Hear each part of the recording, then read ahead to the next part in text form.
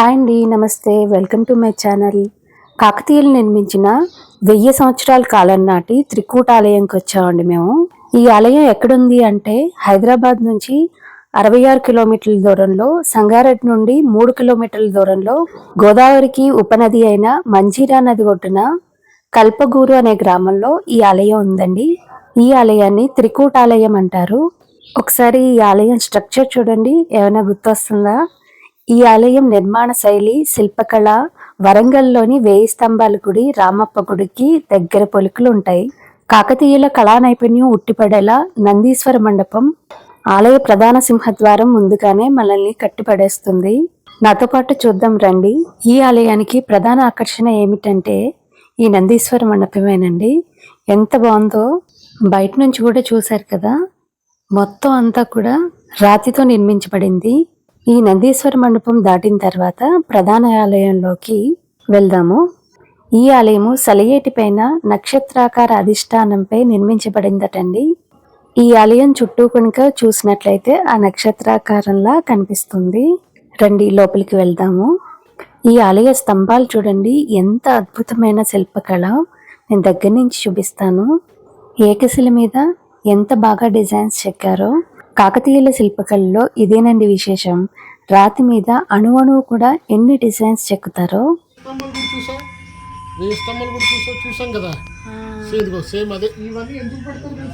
కంగారేం లేకుండా ఒక్కొక్కటి చూసుకుంటూ వెళ్తున్నాము. ఈ ఆలయానికి మరొక విశేషం ఏమిటంటే ప్రతిరోజు సూర్యకిరణాలు అనంత పద్మనాభస్వామికి తాకుతాయట. రోజు సోమవారి అంతరాలయంలో ఉదయం సూర్యోదయ కాంతి ఆయన పాదాల దగ్గర మూవ్ పడుతుందంట. మూవ్ అంటే ఫేస్. ఇక్కడ చూస్తున్నారా, మా చిటికెన్ వేలు కూడా లోపలికి దూరిపోతుంది. అంత సన్నగా రాతిని మలిచారు. చిటికెన వేలు మందం కంటే చిన్న చిన్న డిజైన్స్ ఇక్కడ చాలా ఉన్నాయండి. ఈ స్తంభం మీదే 3-4 రకాల డిజైన్స్ చక్కగా అద్భుతంగా చెక్కారు. చూడండి, దగ్గర నుంచి చూపిస్తున్నాను.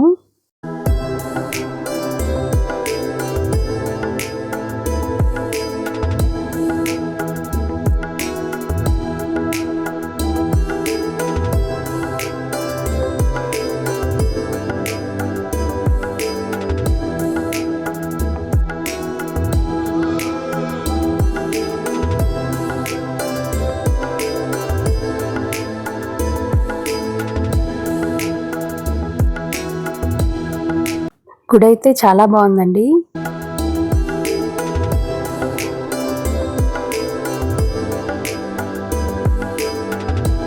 ఈ ఆలయంలో 3 గర్భగుడులు ఉన్నాయి, అందుకే త్రికూటాలయం అన్నారు.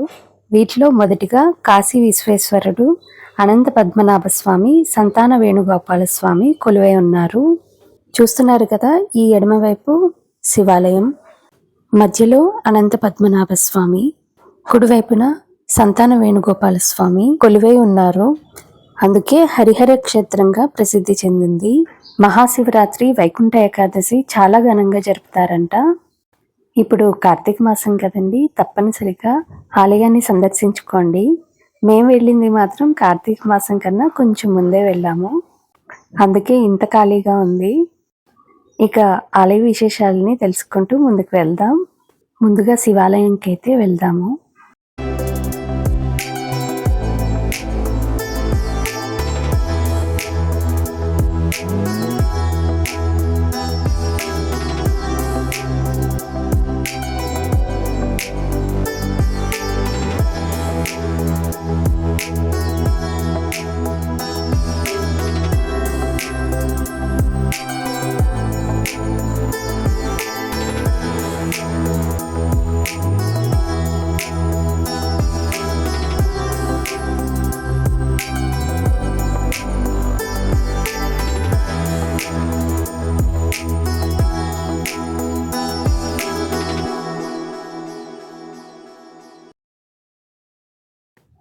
ఇక్కడ ఉండే శివలింగానికి బ్రహ్మసూత్రం ఉంటుందండి, అదే ఇక్కడ ప్రత్యేకత. స్వయంభూలింగం, చాలా పురాతనమైన ఆలయం ఉండేది. ఎంతో అదృష్టం ఉంటే కానీ ఇలాంటి బ్రహ్మసూత్రం ఉన్న శివలింగాన్ని దర్శించుకునే భాగ్యం కలగదంటారు. స్వామివారికి ఇలా కుడివైపున అమ్మవారు ఉన్నారు. ప్రతిరోజు అభిషేకాలతో పాటు ప్రతి సోమవారం అన్నాభిషేకం జరుగుతుందండి. ఈ సింహద్వారాలు ఒకసారి చూడండి, అంతా కూడా గ్రానైట్ రాడే. శివాలయం నుంచి ఇలా బయటకు వచ్చిన తర్వాత ఎడమవైపుకి సరస్వతి అమ్మవారు, ఆ పక్కగా గణపతి స్వామివారు కొలువై ఉన్నారు.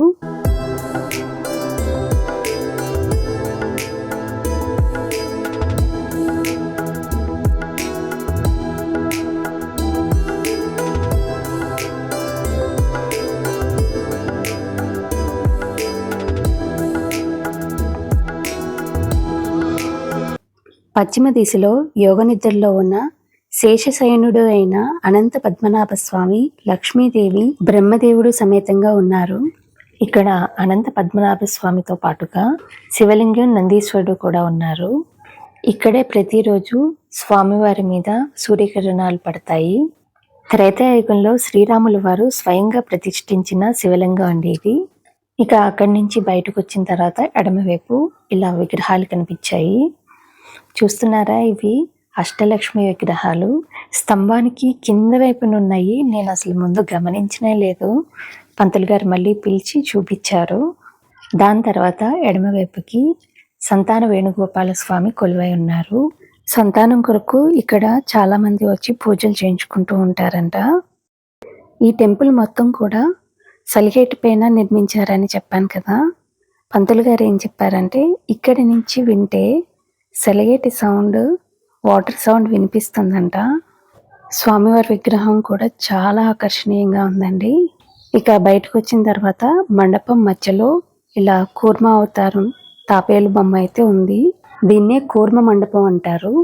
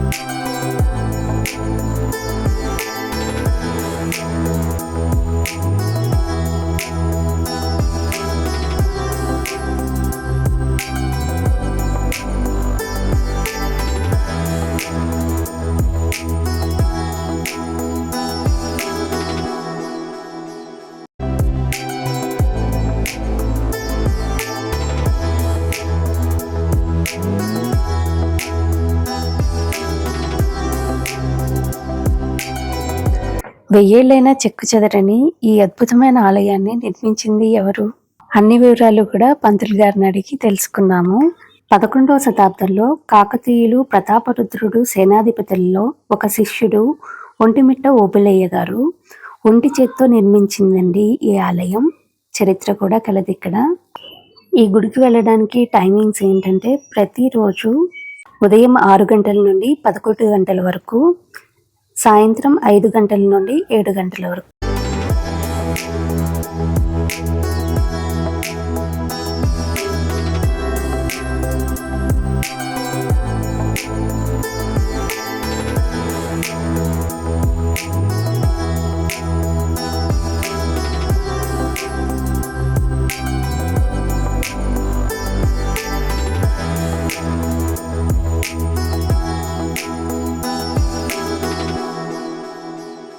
ఈ ఆలయం చుట్టూ చూపించలేదు కదా, ఒకసారి చూద్దాం రండి.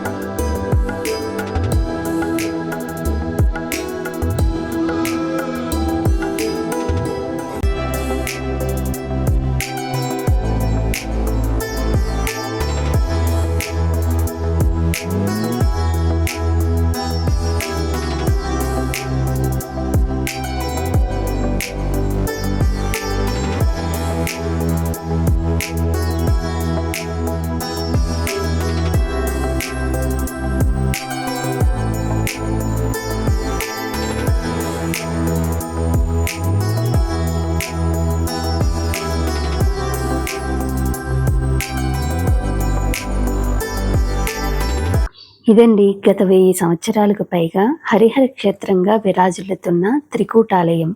భక్తుల కోర్కెలను తీర్చే మహిమ గల శివాలయంగా కూడా ప్రసిద్ధి చెందింది. ఈ ఆలయానికి కోనేరు కూడా ఉందండి. ఒకసారి వెళ్ళి చూద్దాం. ఈశాన్య దిశలో చతురాస్రాకారంలో కోనేరు ఉన్నది. దీనిలో 4 వైపులా సొరంగ మార్గాలు ఉండేవట. కానీ ఇప్పుడు పుడుకుపోయాయి అని చెప్పారు. నేను వీడియోలో చూపించిన దానికన్నా ఇంకా అద్భుతంగా ఉందండి. తప్పనిసరిగా వచ్చి చూడండి. ఇదిగోండి, ఇదే kalpguru యొక్క మెయిన్ ఎంట్రన్స్. ఇక్కడ వై జంక్షన్లో ఉంటుందండి. ఎడమవైపుకి వెళ్తే టెంపుల్ వస్తుంది, కుడివైపుకు వెళ్తే మంజీరా డ్యామ్, బర్డ్ సాంచురీ వస్తాయి. ఇంతవరకు వచ్చాం కదా, అవి కూడా చూద్దామని వెళ్తున్నాము.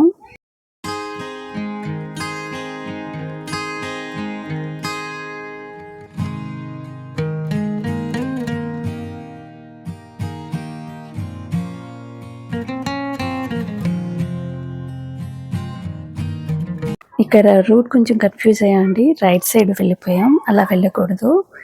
ఈ గేట్ లోపల నుంచి రైట్ సైడ్కి వెళ్ళాలి.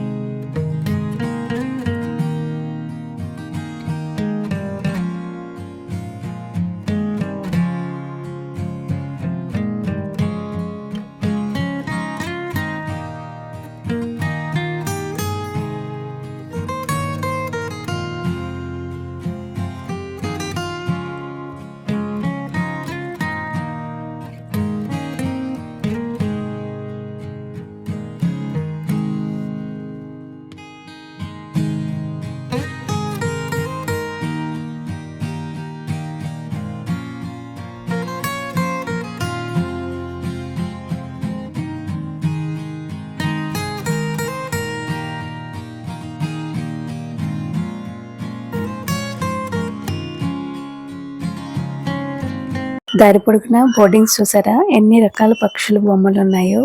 ముందు మంజీరా డ్యామ్ దగ్గరికి అయితే వచ్చామండి.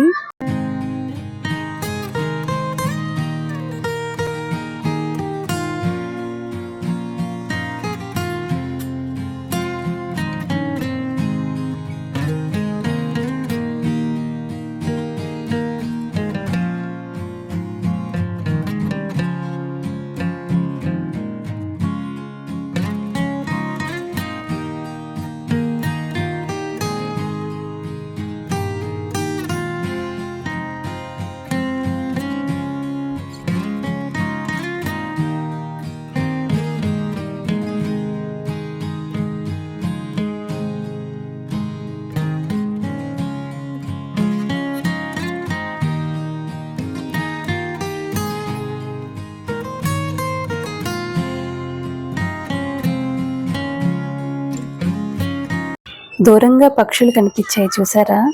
ఎన్ని పక్షులు మా కెమెరాలో చిక్కుతాయో చూడాలి. మేము తీసిన ఫొటోస్ అన్నీ కూడా వీడియో ఎండింగ్లో షేర్ చేస్తాను, చూడండి.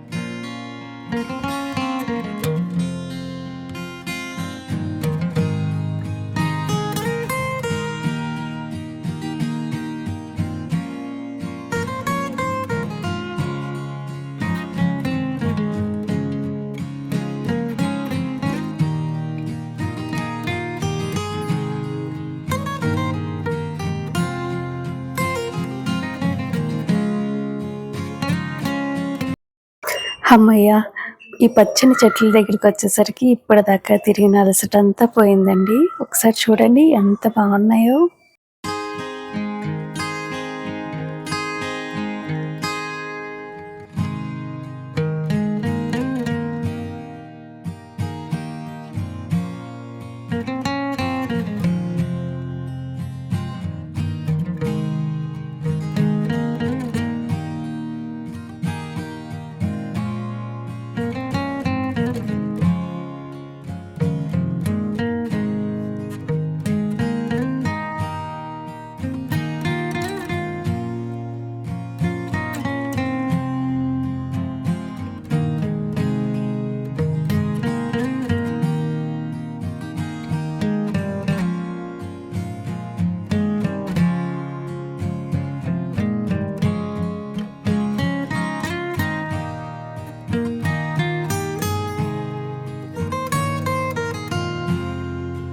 ఇది చూడండి ఎంత పెద్ద మర్రి చెట్టో.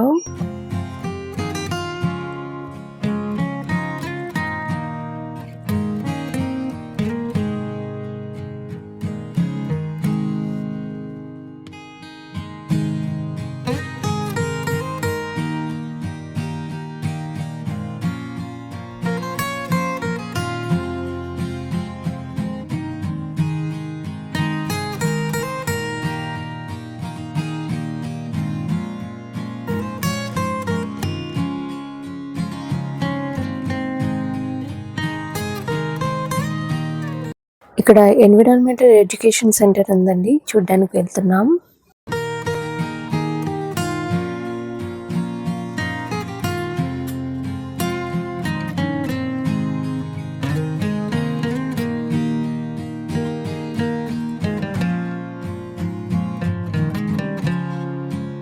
చూస్తున్నారు కదా, ఇక్కడికి చాలా రకాల మైగ్రేటింగ్ బర్డ్స్ వస్తాయంట.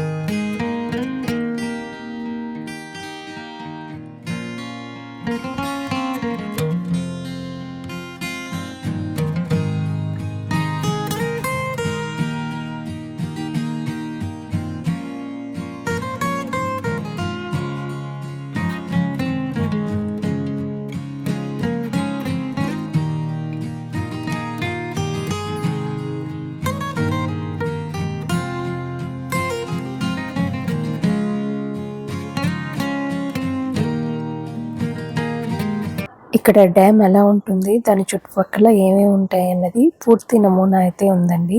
మేము వెళ్ళేసరికి మధ్యాహ్నం అయిపోయింది కదండి, ఇంకా గేట్స్ అన్నీ క్లోజ్ అయిపోయి ఉన్నాయి. అందుకే నేను ఇంకా దగ్గర నుంచి కూడా ఏం చూపించలేకపోయాను. బర్డ్ సెంచరీలో బర్డ్స్ కూడా అంత ఎక్కువ ఏం కనిపించలేదండి. అన్ సీజన్లో వెళ్ళాం మేము. డిసెంబర్, జనవరి, ఫిబ్రవరిలో చాలా వలస పక్షులు వస్తాయంట, అప్పుడు రండి అని చెప్పారు. ఇంకా రిటర్న్ ఇచ్చేస్తుంటే ఈ చెట్టు దగ్గర చాలా పక్షులు కనిపించాయండి. పక్షి గూడులే ఎంత బాగా కట్టేస్తున్నాయో.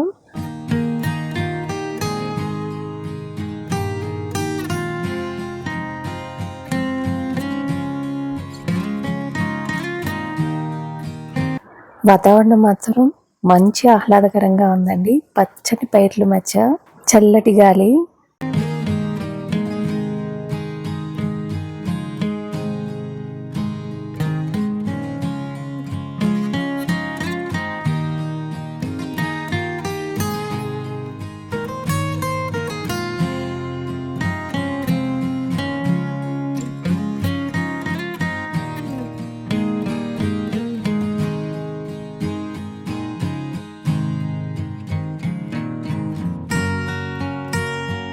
మరి వీడియో నచ్చినట్లయితే ఒక లైక్ చేయండి.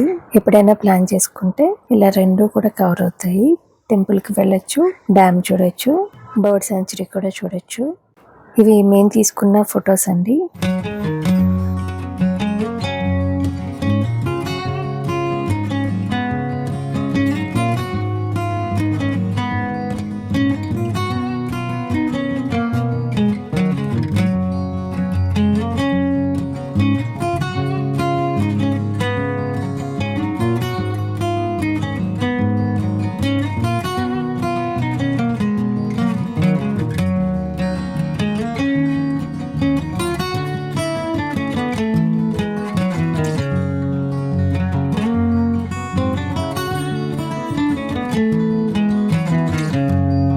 వీడియో ఎండింగ్ వరకు చూసినందుకు థ్యాంక్ యూ సో మచ్.